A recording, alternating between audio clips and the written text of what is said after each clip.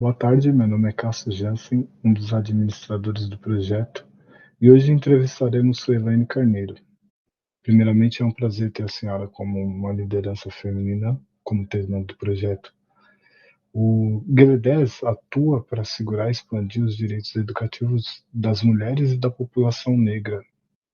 E, nesse sentido, o que a inspirou a ser parte de, sobretudo, uma parte importantíssima nesse processo? Bom, boa tarde, Cássio, é um prazer te conhecer, falar com você, poder interagir também com o grupo de estudos, né, da Faculdade de Direito e com outros estudantes, e com todas as pessoas interessadas nesse campo da defesa dos direitos, né, defesa da legislação, pensar também esse campo do direito como uma atuação para que a democracia de fato ocorra para todos os grupos sociais, né, e que a gente realmente possa usufruir de tudo aquilo que essa sociedade tem a oferecer. Bom, eu sou Suelaine Carneiro, como você disse, eu sou do campo da sociologia, com foco específico na educação, estudando mulheres negras e relações raciais na educação. E cheguei em Guiné-10 exatamente a partir desse meu lugar do estudo. A sociologia vai buscar investigar os grandes problemas sociais, e questão de raça e gênero são dois determinantes que têm resultado em desigualdades na nossa sociedade. Então, é isso, o Guiné-10 atua na defesa de mulheres e negros, em razão das desvantagens sociais que negros e mulheres recebem em razão do racismo e do sexismo que estrutura a nossa sociedade, e pensar em uma outra sociedade é ampliar direitos, é conseguir a igualdade, né, nos diversos âmbitos da sociedade, e principalmente enfrentar o racismo, enfrentar o sexismo, construir novas narrativas, percepções, para que a gente tenha, assim, uma sociedade de fato em que todos sejam iguais, em que você tenha igualdade de oportunidades. Sempre estive muito próxima da instituição, da organização, porque uma das fundadoras são minhas irmãs, então sempre tive contato, sempre ouvi falar, sempre compreendi os seus fundamentos e sempre admirei a atuação. Estava sempre em contato em atividades, ações, mobilizações, e a partir do ano de 2001 eu me dedico, né? Eu passo a integrar o grupo de pessoas que vão trabalhar em Guiné-10. Desde o começo, eu trabalhei como pesquisadora, é o lugar onde, né, eu me realizo fazendo pesquisa, e também e pensando nas pesquisas como formas também de educação, de ampliação do conhecimento e de intervenção política. E passei por diversos setores, né? Então, eu entro pensando na legislação, fazendo, primeiramente, uma pesquisa sobre legislação antirracista e antissexista, aí depois passo para fazer pesquisa sobre a situação das mulheres, pensando também as organizações de mulheres negras, ou seja, eu vou me envolvendo nos diversos projetos desenvolvidos por Guiné-10 e vou me instituindo mesmo, né, sendo parte, de lá para cá, estou em Guiné-10 esse tempo todo. Então, hoje, eu coordeno o programa de educação. A educação é um princípio fundamental da ação de movimento negro, né? Pensar que os movimentos negros brasileiros sempre atuaram na educação, quer seja para que pudesse ingressar nos sistemas de ensino, depois para melhorá-lo, modificá-lo, enfrentar o racismo nesse espaço, e é com isso que eu tenho procurado também contribuir. E nesse caminhar também vou ampliando meus conhecimentos, minhas informações sobre a agenda de gênero, sobre o debate para a igualdade das mulheres para a igualdade das mulheres, né, igualdade de direitos e oportunidade de todas as mulheres, em particular das mulheres negras, frente à luz daquilo que nós temos como os ordenamentos que pregam igualdade, né, igualdade entre homens e mulheres, sem qualquer tipo de discriminação. Então, é por aí que eu vou caminhando nos diversos projetos de Guilherme 10, e hoje estou mais no desenvolvimento de ações no campo da educação. Qual o maior desafio de ser uma mulher na liderança atualmente? E como a pandemia mudou ou influenciou o seu papel como líder? Bom, eu me defino como uma ativista. Liderança não é um termo que a gente usa muito nas organizações de sociedade civil, né? Então, a gente é ativista de direitos humanos, ativistas voltados para a garantia de direitos e oportunidades na nossa sociedade. Sem dúvida nenhuma, a ampliação das nossas garantias constitucionais foi resultado de luta, foi resultado da atuação, e aí eu faço esse recorte, movimento negro, movimento feminista, em que a gente ampliou, né, nós temos diversas conquistas, e pensando sempre em como ir desconstruindo concepções, estereótipos, né, sobre negros e sobre mulheres. Então, nós avançamos muito na promulgação de leis, mas depois também, em particular, né, movimento negro, movimento feminista, foram atuar para a implementação das leis.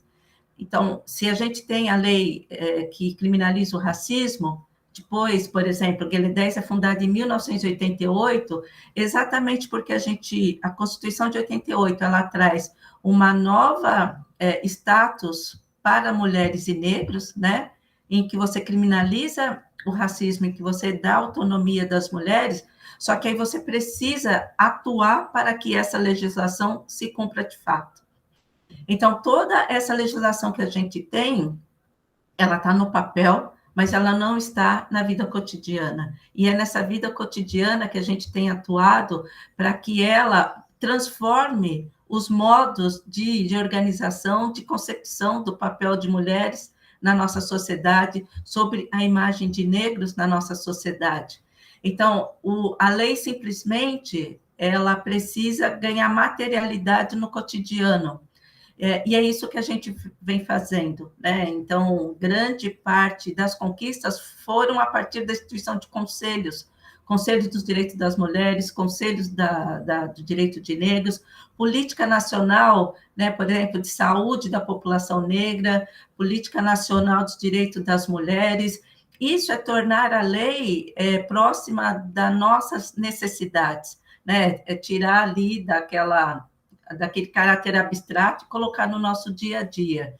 Então, se a gente tem uma Constituição, né, muito robusta e uma Constituição que procura explicitar esses nossos direitos, no cotidiano, ou principalmente no judiciário, quando a gente tem a implementação ou o julgamento dessas situações que visam implementar a igualdade, a resposta não é tão imediata.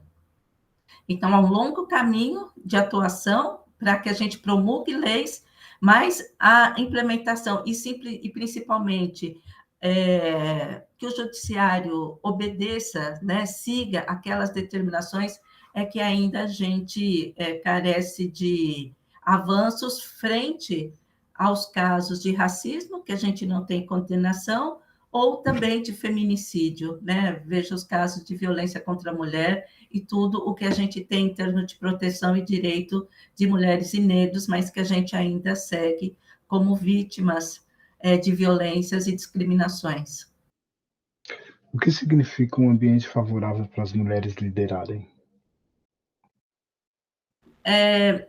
A educação para as mulheres, em particular, ela é estratégica, porque é o caminho, ainda hoje, que nós temos para ampliar nossas oportunidades sociais. Então, é por meio da educação que a gente pode avançar nas diversas profissões. Com a nossa escolarização, a gente consegue ocupar alguns postos de trabalho. Os dados mostram que as mulheres, né, em geral, elas têm melhor performance educacional, né? Elas são maioria nos títulos de graduação, de pós-graduação. Mulheres negras, a partir principalmente do programa de cotas raciais nas universidades e também das ações afirmativas sociais nas universidades privadas, elas avançaram muito também para o ensino superior. Então, todas as mulheres percebem a educação como uma janela de oportunidades para transformar sua vida, para conseguir novas condições sociais. Só que quando chega no mercado, esse diploma, toda essa experiência, ela não vence o machismo. Então, mulheres continuam recebendo menos que o salário dos homens, mulheres negras, via de regra, cerca de 40% a 50% do salário de homens brancos. Em todas as posições em que você tem mulheres nas mesmas condições ou em condições superior que muitos homens, ainda assim elas são preteridas para os cargos de lideranças, né, para os cargos de direção, pensando isso no mercado trabalho formal, né, no mundo corporativo. Nós temos muitas mulheres líderes, né, ou mulheres que inspiram outras mulheres a avançarem, a atuarem em novos campos, a seguirem, principalmente nessas áreas consideradas masculinas. Ainda a gente tem muita segmentação em termos de profissões e carreiras, né?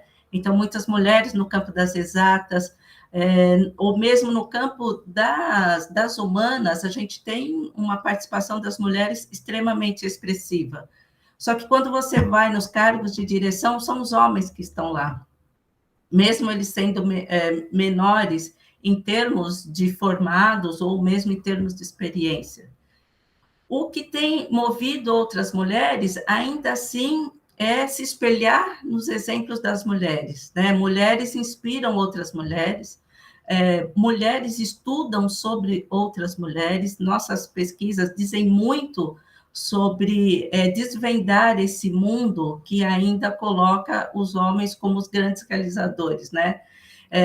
Em particular, mulheres negras têm pesquisado muito sobre a questão racial e desvendando todas as contribuições, todas as áreas, as diversas áreas em que a gente tem a presença negra e contribuições negras, né? Contribuições sociais, contribuições científicas, e é isso que mulheres e negros têm feito.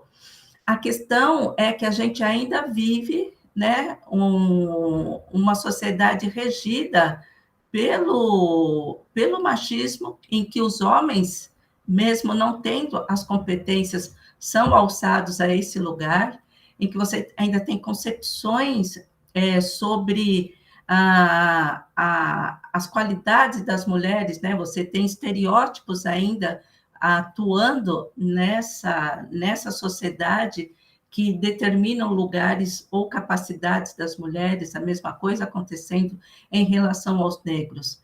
Mas, via de regra, mulheres inspiram outras mulheres e elas necessariamente não precisam estar em uma situação de destaque, principalmente em áreas periféricas, nas periferias, nas favelas, né, ou mulheres negras, a sua grande referência são mulheres que habitam o seu mesmo espaço, né? São aquelas mulheres que, com pouca ou nenhuma escolaridade, as incentivaram a avançar na carreira.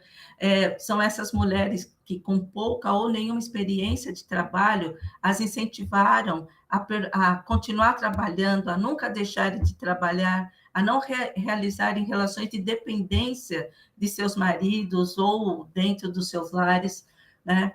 E, sem dúvida nenhuma, mulheres que ocupam a cena política, né, também são referências para todas as meninas, por exemplo, para todas as mulheres, mas a gente tem, principalmente, nós mulheres temos esse modus muito particular de nos apoiarmos uma nas outras. E esse apoio sempre é essa mulher que está ao nosso lado, né? Essa mulher que pode ser que não tenha uma visibilidade, mas muitas vezes são elas que nos auxiliam a caminhar, que nos apoiam a mostrar novas possibilidades, né? Então, a gente tem essa mescla de possibilidades, de influências, né?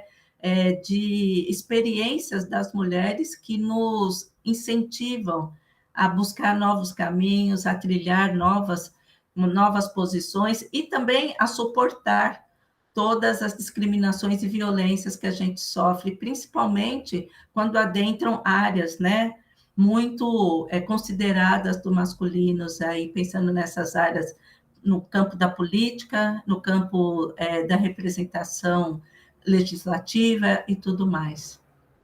A dominação, o grande lance da dominação é você tornar natural a desigualdade. Né? É natural que os homens sejam líderes porque eles são melhores, mas o que é, quem disse, baseado em quê? Se as mulheres não estão lá, se os negros não estão lá, então por que que naturalmente brancos e homens são considerados como melhores, né? Porque você já tem aí uma reserva natural. É essa reserva natural que a gente tem, que ela é pautada na raça. Então, a raça primeiro funciona para os homens brancos, e quando eles têm que dividir esse poder, eles vão dividir com a mulher branca. Então, tem esse discurso que é devolvido para a sociedade como natural, ele é construído. Eles são relações de poder, relações econômicas que determinam. E eu creio que as cotas raciais ou cotas de gênero, para que você amplie a presença de mulheres, que você também amplie a representação a partir das identidades e orientação sexual, elas são fundamentais para desestabilizar esses processos que inibem, que barram a presença de outros grupos e instâncias de poder. Então, no caso, por exemplo, das cotas raciais, né, em particular, elas são decisivas para que você quebre o discurso da meritocracia. Não há meritocracia se você tem grupos, né? E quando você vai analisar quem é que chega aos cargos de poder nos partidos políticos, nas representações políticas, você vai vendo que ali você tem renda, você tem cor, aí você tem sexo, né? Então, não é tão natural. Então, o que as cotas procuram fazer, primeiro, é a correção, elas corrigem as desigualdades, elas procuram ampliar essa participação baseado no direito de você proteger grupos vulnerabilizados, né? Então, eu acho que ela é um instrumento que precisa ser aperfeiçoado na execução, né? Na execução. Então, se você tem cota para que 20% das mulheres ocupem, sejam candidatas, isso tem que acontecer. A mesma coisa com a representação racial e também a distribuição de recursos, né? Porque essa que é a grande questão que faz com que, mesmo que você consiga a representação, você não vai participar da disputa porque você não tem recursos para poder fazer uma campanha política. Então, são esses mecanismos que a gente tem que ir aperfeiçoando, denunciando, para que a gente consiga fazer com que as cotas, as reservas de vagas, as ações afirmativas se realizem conforme pensadas. Para finalizar, eu gostaria de perguntar como as mulheres podem chegar cada vez em mais posições de destaque e qual o papel dos cidadãos e cidadãs nesse processo. Quais são as suas projeções nesse sentido para o pós-pandemia? Eu creio que toda a ação do movimento feminista nunca foi só falar com as mulheres, mas sim procurar também que homens repensem esse lugar, repensem essa sociedade, sabendo que eles também estão aprisionados nessa concepção do que é o masculino. Então, nesse sentido, é muito importante que você esteja aqui, o projeto também faça esse debate com homens, e possa, né? Porque é somente desse jeito que a gente pode mudar comportamentos, concepções, e principalmente os homens atuando junto a outros homens. Porque se tem algo muito importante nessa trajetória das mulheres, foram nós conversando conosco, né? Nos fortalecendo, compreendendo, e isso nos ajudou a mudar, a conversar com outras mulheres. Então, acho que esse é um caminho possível também para os homens, né? Eu acho muito longo e muito difícil o homem feminista, não é algo que eu fale, né? Eu acho que é possível homens desconstruírem o machismo com o qual eles foram criados, com o qual eles estão inseridos nessa sociedade. Então, eu acho que é importante você e todos os outros estudantes que estejam aqui também repensando essa sociedade. Então, eu creio que é esse a trajetória, né, em que a gente vai mudando discursos, mudando comportamentos, mas principalmente a gente precisa verbalizar esses incômodos. Tem situações em que vocês, né, em que elas estão permeadas por racismo e por sexismo, mas ao silêncio. Todo mundo espera que uma pessoa negra ou que uma mulher faça a crítica. Qualquer pessoa deve fazer a crítica daquela situação que está sendo uma situação de violência. Qualquer pessoa deve se manifestar contra o racismo, contra o sexismo, né? Todas as vozes devem se levantar contra situações de violência e discriminação. Então, eu creio que esse é um caminho necessário, principalmente agora em que a gente vive uma situação de governo, de política econômica, que traz retrocessos tanto para os avanços de mulheres e negros, quanto também para direitos, né? A gente tem um processo de desmonte de concepções participativas que representam ações democráticas na sociedade, o avanço da ciência, o avanço no campo da saúde, da educação. Então, esse momento é extremamente perigoso em que você avança, em particular, para retrocesso no direito das mulheres, para o controle dos corpos das mulheres, né? Que atentam contra os direitos sexuais, os direitos reprodutivos, contra o enfrentamento do racismo. Então, atualmente, a gente vive situações em que as pessoas se sentem muito à vontade de verbalizar racismo, verbalizar sexismo. Tem aumentado muito os casos de violência interpessoal, para além das questões da violência doméstica, mas situações de brigas no cotidiano, de discussões, e que elas que elas terminam em brigas, né? Então, a gente tem uma sociedade muito mais violenta, muito mais racista, muito mais sexista, que está refletida nos dados, mas nem tudo está nos dados, né? Então, essa sociedade que se agravou com a pandemia, com toda uma ação de governo que não atuou para enfrentamento da pandemia, que não distribuiu vacinas igualitariamente entre os territórios, entre os grupos populacionais. Então, população negra continua com menos vacina, bairros periféricos, favelas, comunidades quilombolas com menos vacinas, a mesma coisa com a população indígena.